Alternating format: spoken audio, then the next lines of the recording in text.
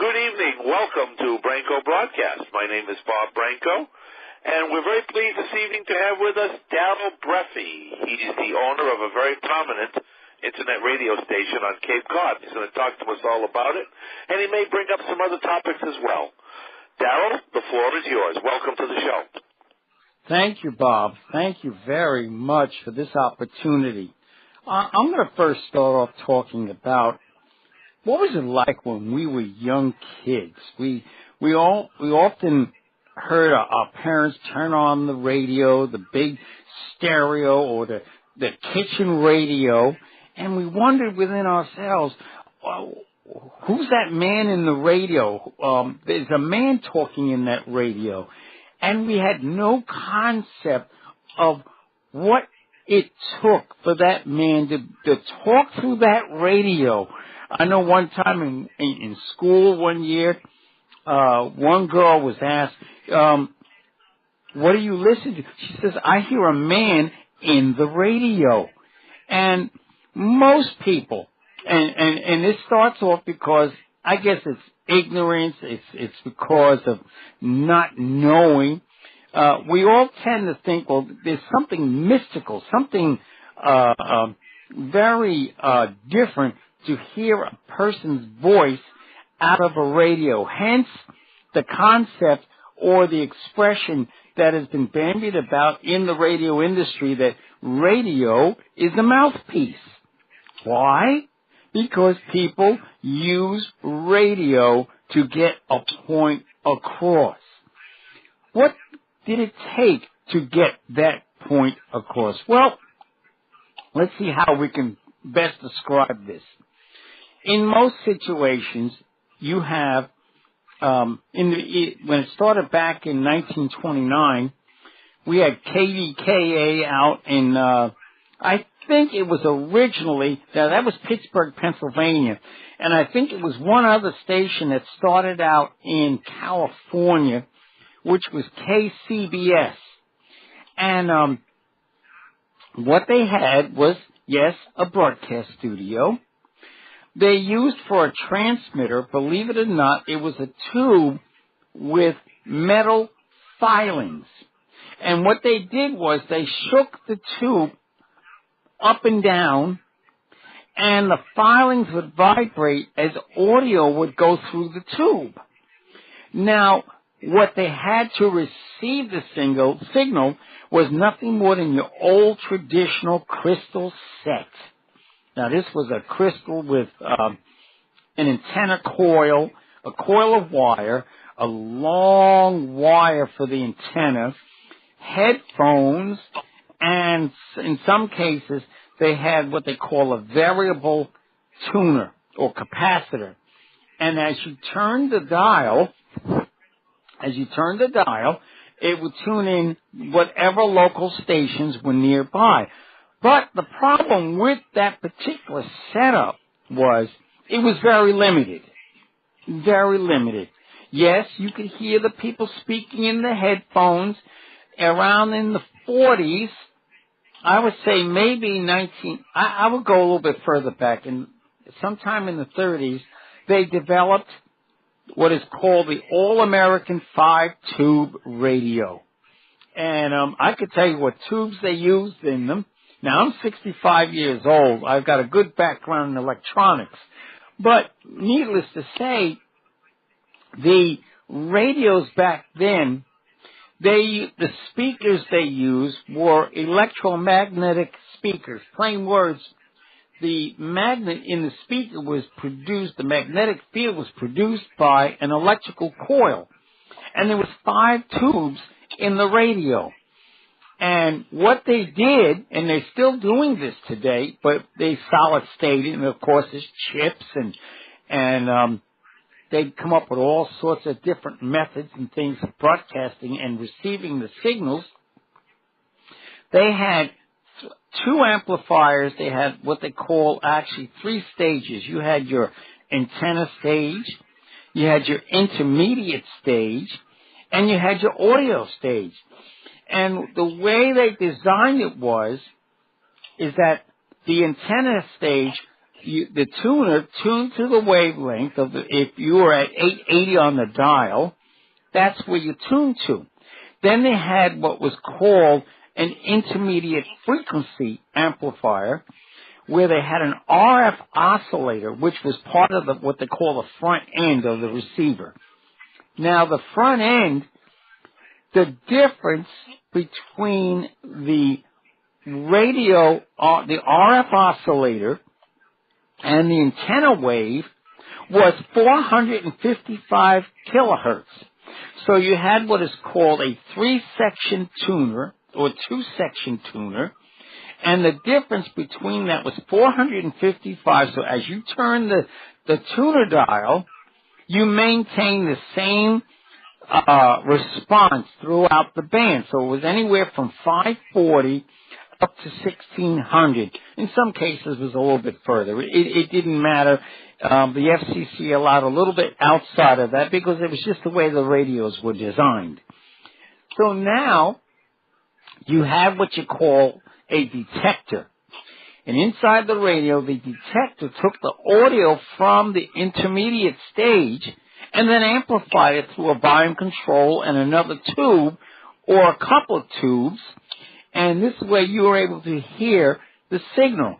Now, the transmitters, they've gone from this one little shake tube to big tubes, some of them with transmitters that put out, I would say, over 100,000 watts. The tubes themselves, each tube is like as big as a car, and the tube is in water to keep it cool. They run water around the tube to keep it warm. That's the big shortwave stations are like this. Now the 50,000 watt stations and below, they're like a big refrigerator. Like a big refrigerator, and they have tubes. They have what is called capacitors. They're big barrel capacitors down the bottom of the transmitter. They have what is called a dead man stick that the engineer uses. He shuts down the transmitter. If he has to work on it, he uses the dead man stick to short the filters out so that he doesn't get zapped, because he can literally have his hand blown off from the power of the transmission. So this is what radio is all about. Nowadays, they've gone to solid state transmitters using less power, and they use what is called phase lock tuning. It's a lot more efficient, all right, and it stays on frequency much better.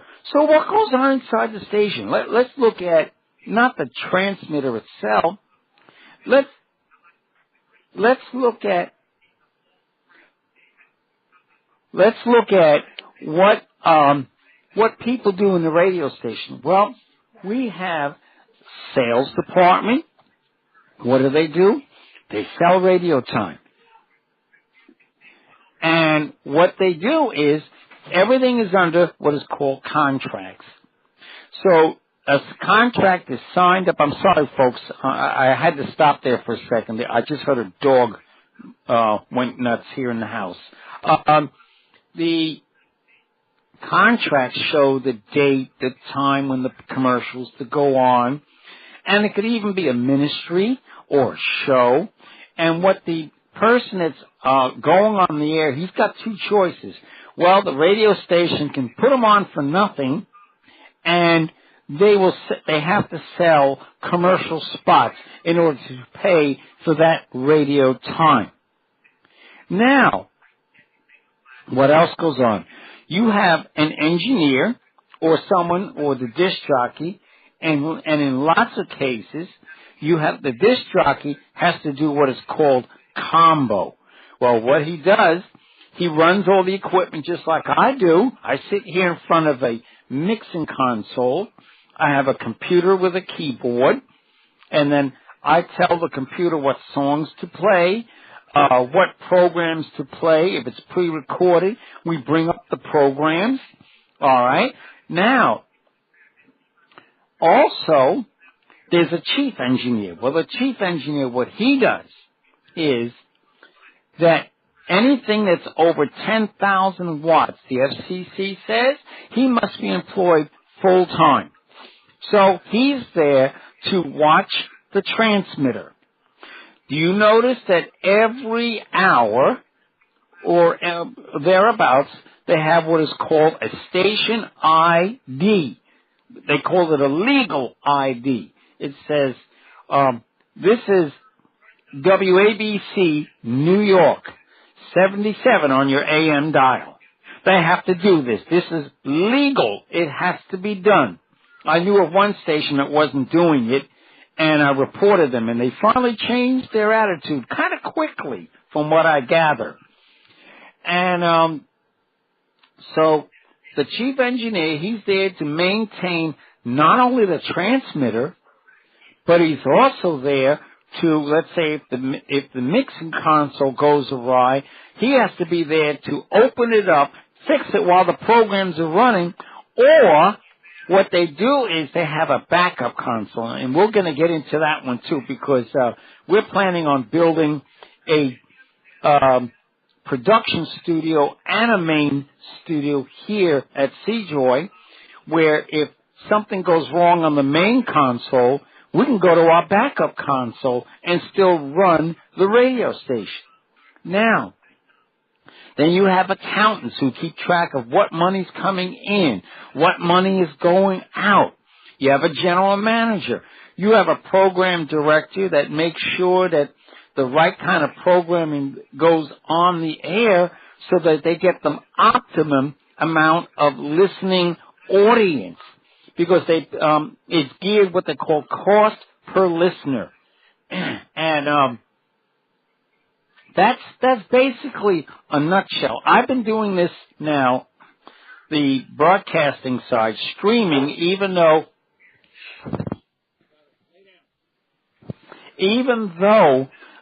it doesn't go to a transmitter. We are going to put up a transmitter soon. We have been streaming now for 11 years, and we have now over 30 clients that purchase radio time under contract. I run it as a regular radio station, and we have a nice listening audience, including over 100 countries around the world. Now, you can, of course, ask me questions. We'll be more than happy to answer them. I do want to also let you know I'm also an ordained minister, and I do counseling. We don't charge for that. You call in here anytime you want to the radio station. I'd be more than happy to talk to you. This is what we do here, and I enjoy the work. Now, if you have any questions, feel free to ask, and I'm going to put this back over to Bob, because I'm pretty sure he may have some comments. I have a question. This is Jay. All right, Jay, you go right ahead. Thank you, Bob. You mentioned, obviously, you went of a detail building of a radio station, which is the old-fashioned way. That's how it was done. Now, in these days, based on computers, and you can basically do this by having a couple of computers around. And I know you are streaming live, I understand, in the past 10-some years. I'd like to know, how much does it cost live streaming, if you buy airtime from the Internet, some broadcasters to do live stream? How much does it cost to do that? That varies from company to company. Now, the company I work with, they sort of gave me a break. They're very nice. It works on how many listeners you have. Now, the interesting thing, I'm going to be honest with you, even though I'm paying for 20 listeners, what's interesting about this, the Facebook listeners don't show up as part of the count. Neither does the count for the listeners in different parts of the world. It's an interesting one. But yet, we are broadcasting around the world. We're here in the United States and around the world. The cost, it can vary. I would say on an average, for like 50 listeners is like $99 for the month, or $120 for the month. But you got to realize it all depends on what the companies want. I'm on I'm with a company that streams with the big boys. Plain words, the big radio stations. I'm on with them. So, you can go to ChristianNetcast.net or .com, and you can find our radio station up there. We're along with other radio stations. So it is a big... Go ahead. I'm sorry, Bob. I was going to ask you a question. You said that you pay for 20 listeners, yet you have the potential for thousands. Well, how does that work if you only pay for 20? All right. If they go on through my website, it comes up as 20. But through Facebook and other social services like Twitter and whatnot, whoever puts the links up for, what do they call that now? TuneIn Radio, Tunes, some of that doesn't even show up as listener count. Don't ask me why. Because we know that there's listeners because the people that we have on, let's say, for example, 5 o'clock on Sunday afternoon, 7 o'clock on Sunday evening, they're getting emails back from the listeners from all different areas. It's an interesting fact. And I wonder myself, how are they listening and I never see the count? It's just, I don't understand it. I think even the guy at the streaming company can't quite figure it out either. I have a question. I have a follow-up question. Steve and Jay. Go ahead, Steve. I was just going to say, Darryl, I'm assuming you were in ham radio because you were very articulate about the radio terminology. Have you done ham radio in the past? Yes, I am licensed. In fact, I've had at least 3 licenses from the FCC. I had a commercial radio telephone license endorsement for blind people, which was a joke because they stopped it in 1995. Plain words, that license was designed so that blind people could work at a radio station or anybody with that endorsement license. It was a means of making money for the federal government. Might as well be honest with you. Yeah. And they stopped it because I guess it was more paperwork than what it was worth. And okay, I was wondering what there was. I thought for a second we got dumped. So what it allowed was that the FCC deregulated commercial industry. And what they said was, well, if anyone wanted to work at the radio station, turn on the transmitter, turn it off, handle logging chores and whatnot, they had to have a separate license. So the radio station said, okay, we'll go along with it. So the management says that you have to have your endorsement license. So what I do, I went and took the test. I think it was like 75 questions and you had to know about towers. You had to know how to do the indirect and direct method of establishing how much power or radiated power was coming out of the tower. Oh, there was lots of different information that you had to know in order to have that license. Yeah. Amateur radio, I would say a good 90% of the theory you can apply to regular commercial radio. Sure. It's an interesting one. The frequencies are different, yes, but the concepts are there. Right. I had a CB license, which you don't no longer need. It's open season on CB. And, but that's where I'm at now. I have just the FCC license for amateur radio. And my calls, by the way, are KB1EXZ. All right. All right, Jay, you're next. Okay. This is very fascinating. Obviously, you are very knowledgeable when it comes to detail.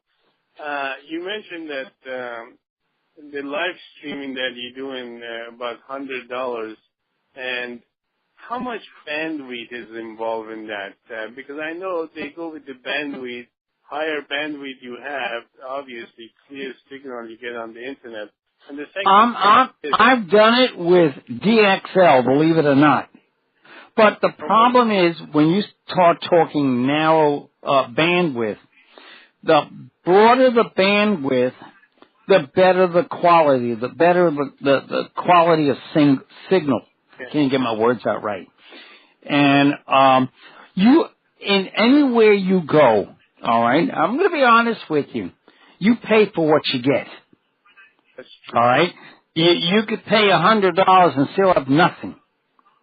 But you can go to certain companies, and if you know how to work with them and they work with you, you can get things a lot cheaper. Right. Now, that's not to say it. I'm sorry. Let me just finish the statement here. Please. Okay. It's not to say that it only cost me $100 a month. I have telephone bills. I've got the internet bill to pay every month because I have to pay the cable company. Otherwise, I cannot go on and stream onto what is called.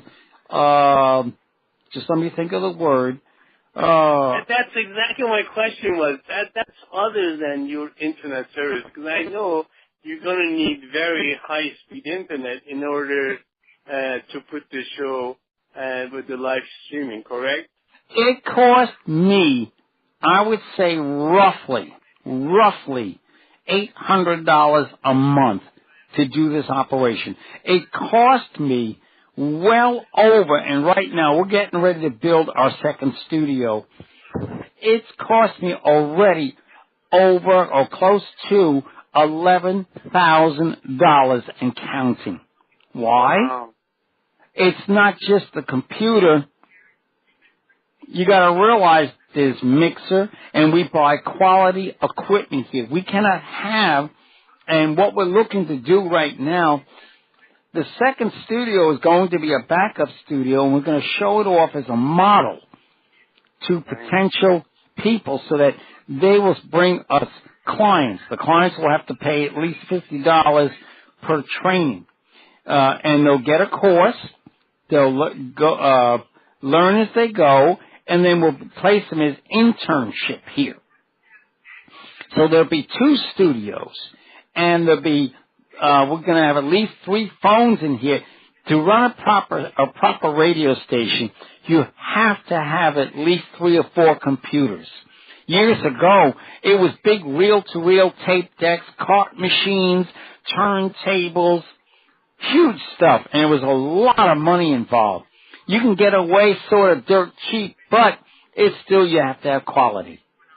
Sure. Now, where is your studio located? What town are you? We are in Hyannis, Massachusetts. Oh, wow. And what's your call letter on the internet? So if people. Oh, we're still C-Joy Internet Radio. We are going to use, and this is one of the laws that we had to learn before when we got our endorsement license. We can put up a small broadcast transmitter up to 100 milliwatts input. I have one here.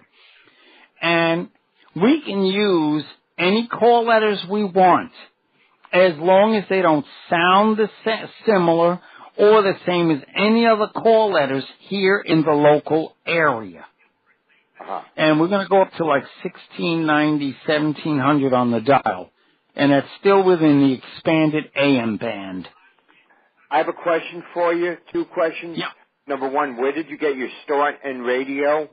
And what do you think of, there are so many Christian radio stations and groups out there like Caleb, Bible Broadcasting Network, and what kind of music do you like personally? Do you just listen to Christian music, and where did you get your start in radio? Okay. Most of the time here, it's gospel, black and white gospel, contemporary hymns, whatnot. And then that's intermixed with different ministries. We do have one lady that comes on Saturdays and Sundays, and she interviews jazz artists, and we play their music and whatnot. So there is a nice mix, but we're generally a gospel music and teaching station. Now, you did ask another question, and right now, it just escaped my memory. What was that question? Where did you get your start in radio, and how do you feel about like Bible Broadcasting Network, K-Love, and the other stations like Family Radio? Hello? Uh-oh. from Oh, that sucks.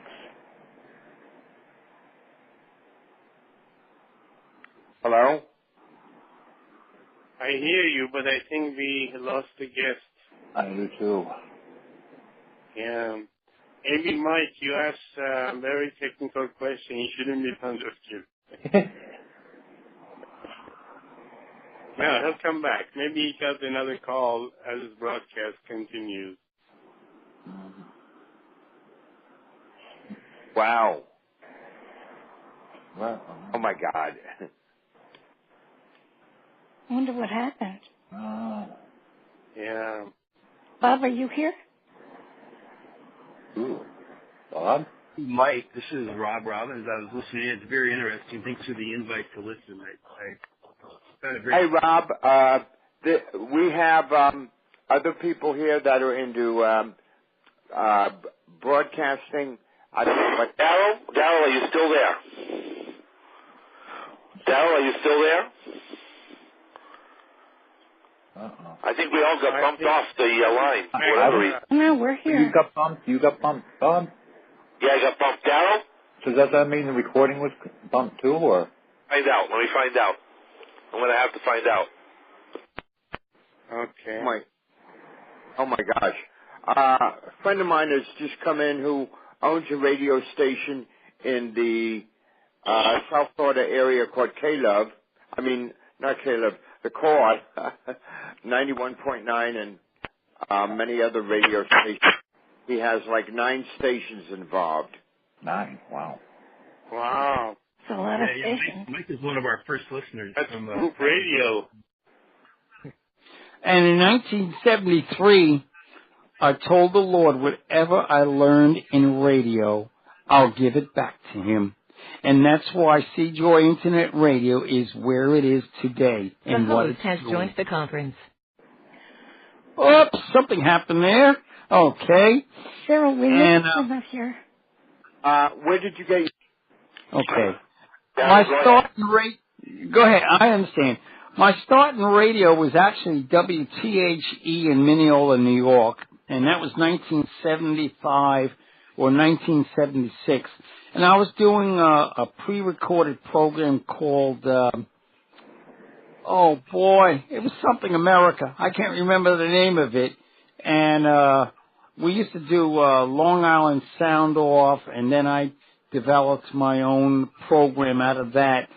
And then later on, the engineer, the chief engineer, he let me run the board, and there was another blind person working there at that time. His name was Mike Pusar. I don't know whatever happened to him. I haven't heard of him anymore. He left the station. He left the station many, many years ago, around probably 1977 or whatever. And from there, I built my own studios and was recording for different churches and whatnot. And then when I came up here to Hyannis, I brought my one studio up here, and January 5th, 2005, January 5th, we started Sea Joy Internet Radio, and from there we grew, and that's where we are today. Wow. Any other questions for Darryl? What about your advertising? Do you have policies, because you're a Christian station, about certain types of ads you wouldn't put on? And Okay, well, this goes for ads as well as ministries. We do not allow for adult content. That's Right. number one. Mm-hmm. I find that adult content, well, hey, look no further than your own bedroom if you're married, okay? I don't know who's doing that, but that's all right. Look no further than your own bedroom if you're married. It doesn't have to go any further. Number two, we tell our audience, our broadcasters, you cannot use certain words on the air. We don't say what words. First offense, we send you a letter. Second offense, we take you off the air, and if you have paid us any money, we will not return you any money. We also have a thing built into the contract. If the FCC catches us doing something wrong, and it's the wrongness of the client, and we are taken to court, the client has to pay any costs. So what we do, we virtually have cut out all the nonsense that other radio stations have. Other radio stations, they could say A word, they could say the B word, they could say the F word, but you know what? That doesn't make you any bigger. All that does is make you look stupid.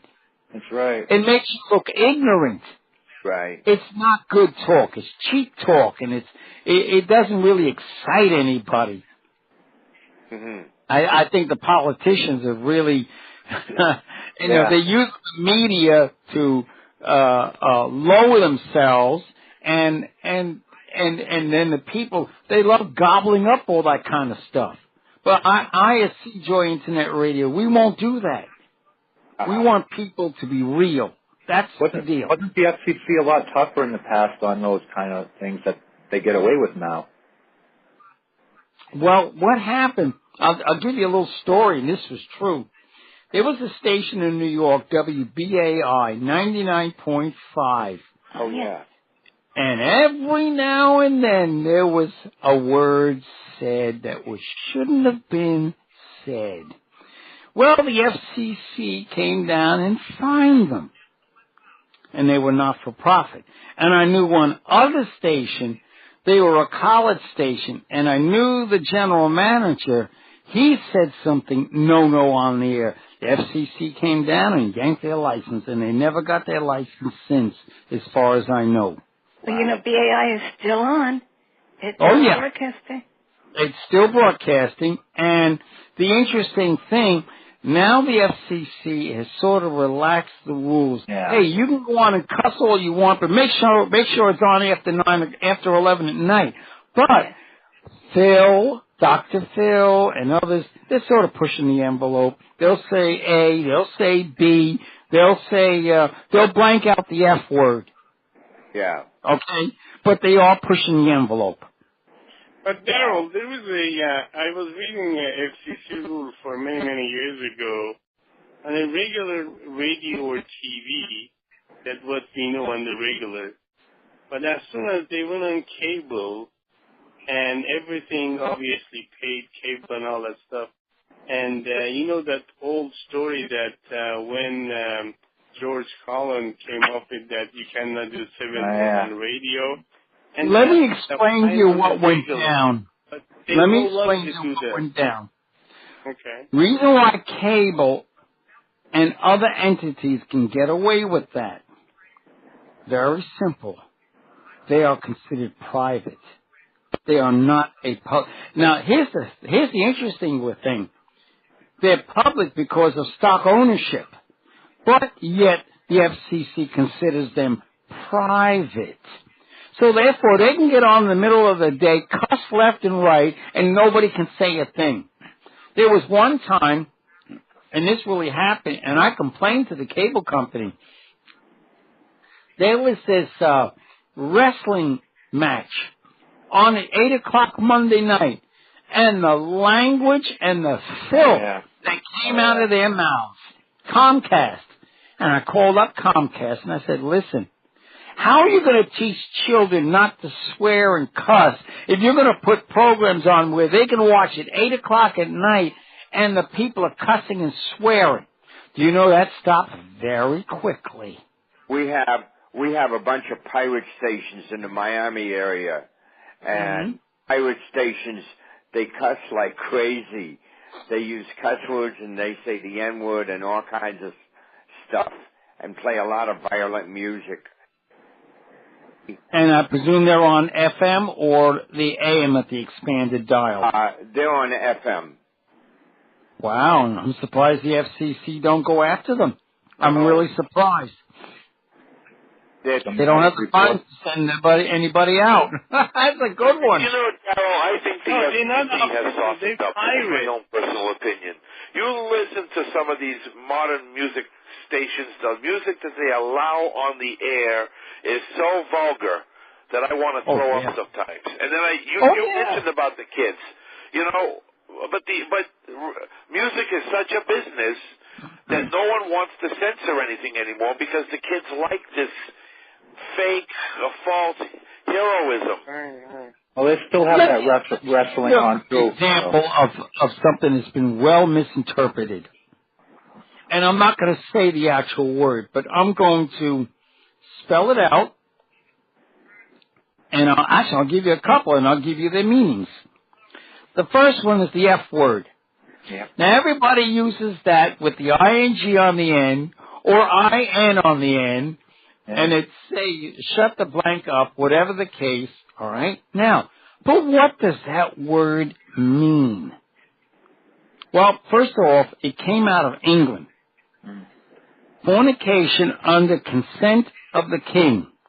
So when you say that, who is your king? I've heard Christians say that. Who is your king? Wow. Yeah. Is your king, so if you say, Jesus is my king, are you trying to tell me that Jesus condones and consents to fornication? See, that's how ignorant people are. Okay? The other word, shit. You want to know where it came from? It's not what everybody thinks. Back in the 1700s or 1800s, they used to transport cow manure on the ships, and they put it down in the bottom of the ship. Well, here's what was happening. They closed up the ship, and the ship was exploding from the gas from the cow manure. What did they learn? Take the excrement and put it in barrels, whatever the case, where they could breathe on top of the deck, on deck. And that's where the phrase came, ship high in transit. So you spell it the way it is, shit. So people take it and use it as a dirty word. Wow. Everything has been reconcocted to suit people's tastes. Yeah. But as you said, Darryl, you don't like it when Comcast allows the words on the air. I don't like a lot of that either. So we have accepted the evolution of these words as bad words. We've accepted it. Right. Unfortunately, because we are the minority, the majority rules. I know it sounds ridiculous, but in this day and time, and even as the Bible says, with each generation is wiser and more wicked. So you figure if your parents didn't teach you not to swear and cuss, you're going to be brought up and you're going to do it, and then what happens is you won't go to church, and then your kids are going to do the same thing, cuss and swear and not go to church, and it keeps going down the line from generation to generation.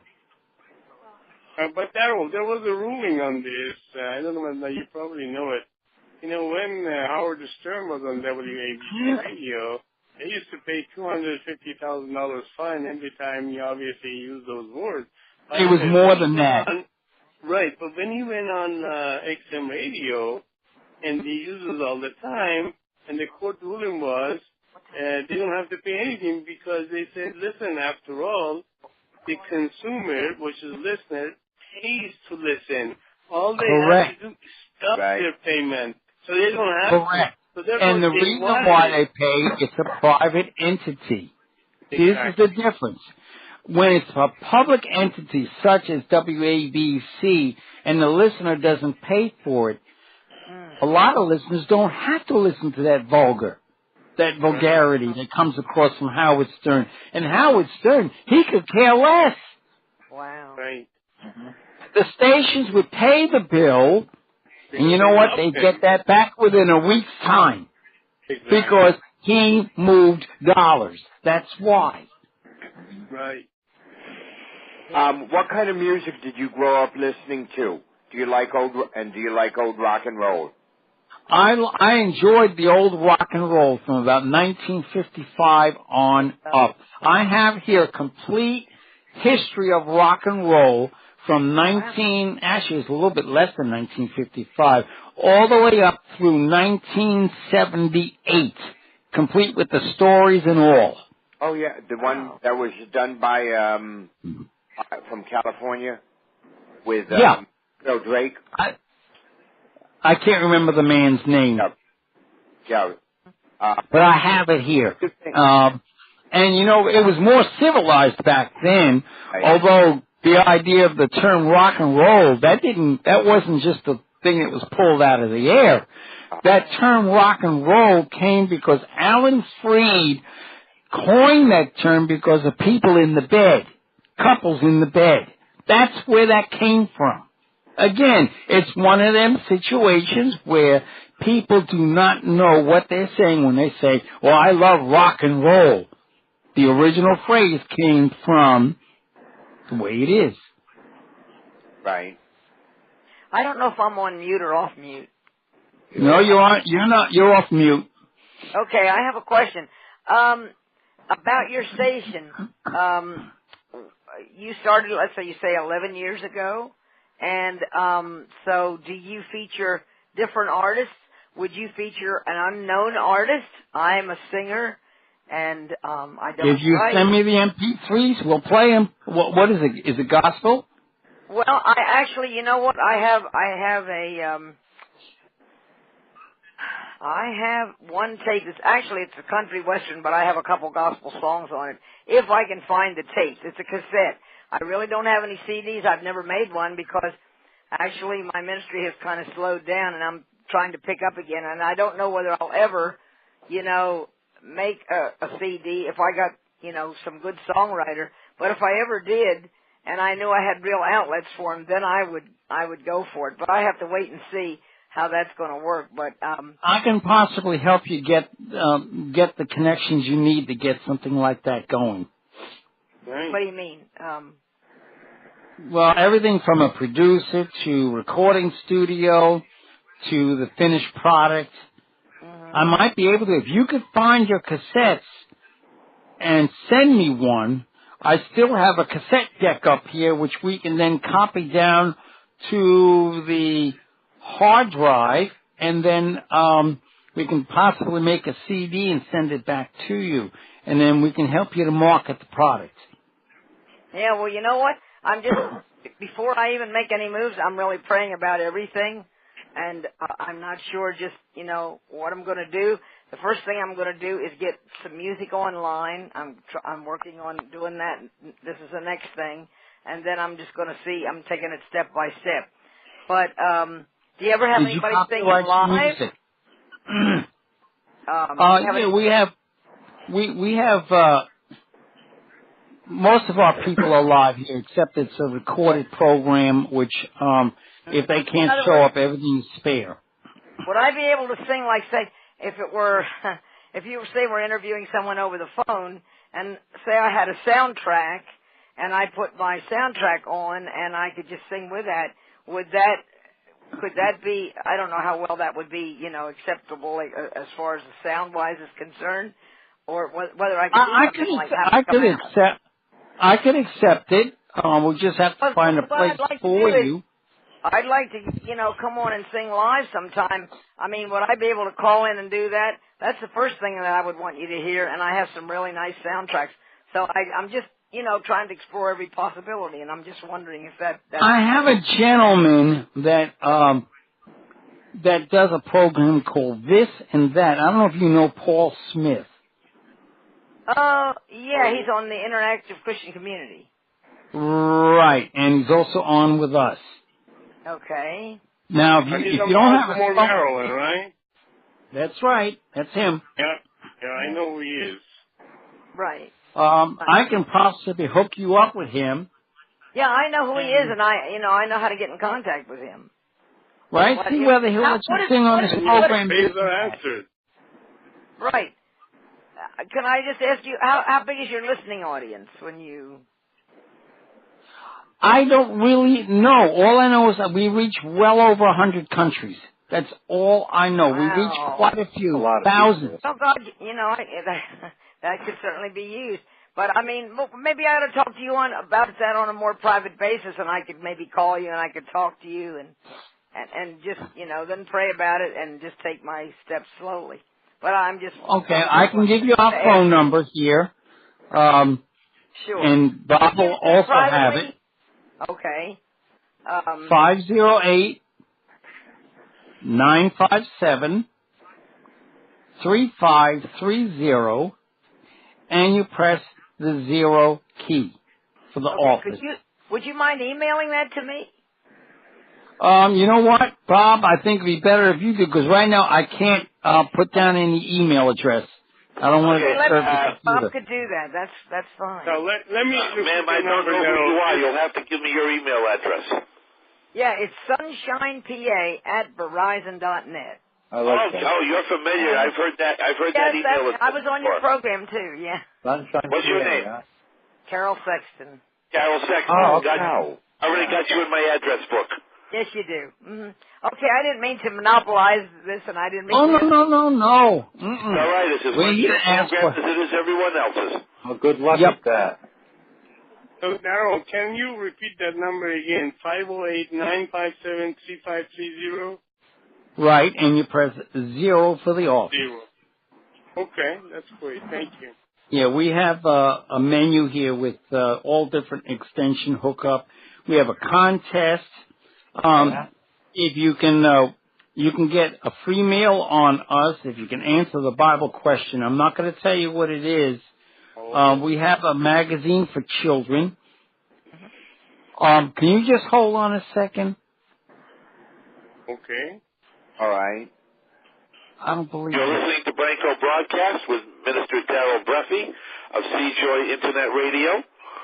Please give him a call at area code 508-957-3530. Are you back, Darryl? Hold on, please. Well, the program is... Internet radio. I don't believe this man. Darryl, are you back yet? Yeah, I'm back. The guy's hung up. I don't know what happened. I'll have to find out. They hung. Didn't hang up. Bob, keep it going. I got to fix this. Once again, it's area code 508-957-3530 if you wish to contact Joy Internet Radio. Bob, Darryl is an ordained minister? Yes, he is. Oh, very nice. Yeah. Wow. Yep, he is. In fact, we refer to him as Pastor Darryl Breffe. Okay. Oh, Pastor. And did he go to Perkins? No, he did not. He went to the Bell School. With that? Bob. Darryl. Excuse me. Where's the Bell School? The Lavelle School. It's in New York. Oh, LaBelle. Oh, yeah. Oh, it's in New York. I believe so. Darryl, are you back? Hold on, Bob. Why don't we wrap up? It sounds to me like Darryl is very busy. I would like to... I'm right here. Oh, you're back? I'm right here. Yeah, something happened. More questions for Darryl. Go right ahead. Anybody want to ask him something? Go right ahead. Yeah, I'd like to know it said something about you had employment opportunities, and I'm thinking of someone... Yes, down the road, what we're looking at is once I get this other studio hooked up and get some trainees in here that are disabled, we're looking to train them and do internships and as well as put money in their pocket for running the station. Wow. We're looking at... Oh. Now, where's your station located? I mean, what... in Hyannis, Massachusetts. Hyannis, Massachusetts. Oh, yeah. Okay. Kind of far from Sunshine, PA, isn't it? Yeah, a little bit... far, I must admit. Darryl, are you familiar with the fact... how do you feel about... are you familiar with that CBS Radio wants to sell all of their radio stations? And where do you see radio in the next, let's say, 10 to 15 years? Terrestrial radio. Terrestrial radio I'm going to be very honest with you, is very expensive. One, it's the electric bills.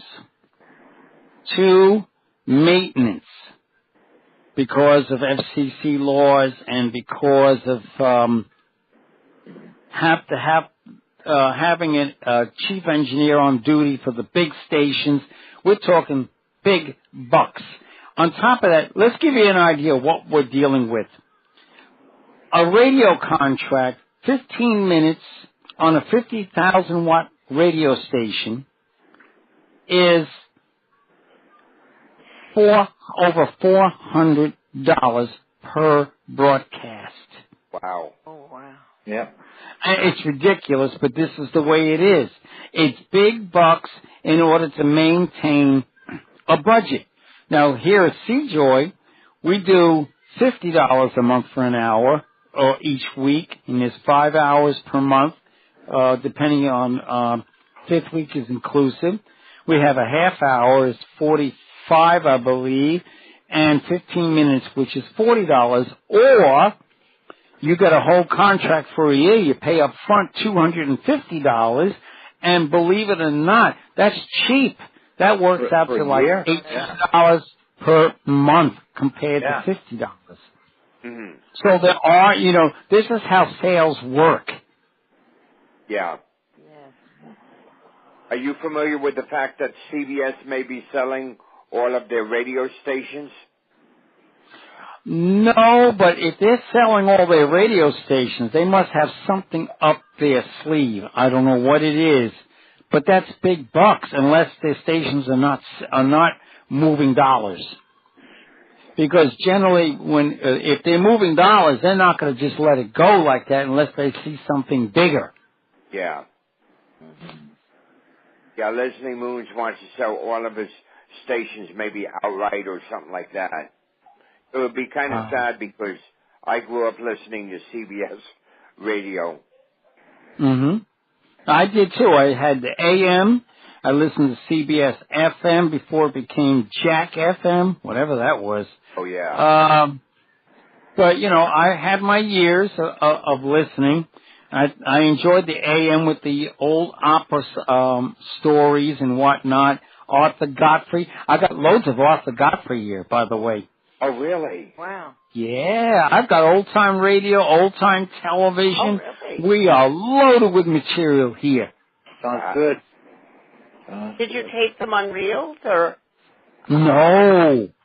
Somebody or a number of people were very nice to upload them. Oh, I see. Technically, they weren't supposed to do it, but I was able to get my hands on the series. Yeah. Wow. Well, we're getting on to that magic hour, and Darryl, you probably have another program to log in. Am I correct? Nope. I do have to do this. If you just hold on 1 second. Okay, because we're going to wrap up in about 2 minutes. Okay. So why don't I take this time to thank you, Darryl, for sharing your knowledge and good wisdom with us about radio and how it evolved and what you're doing with it. And I know all about your station. I've known about it for a couple of decades now. It used to be based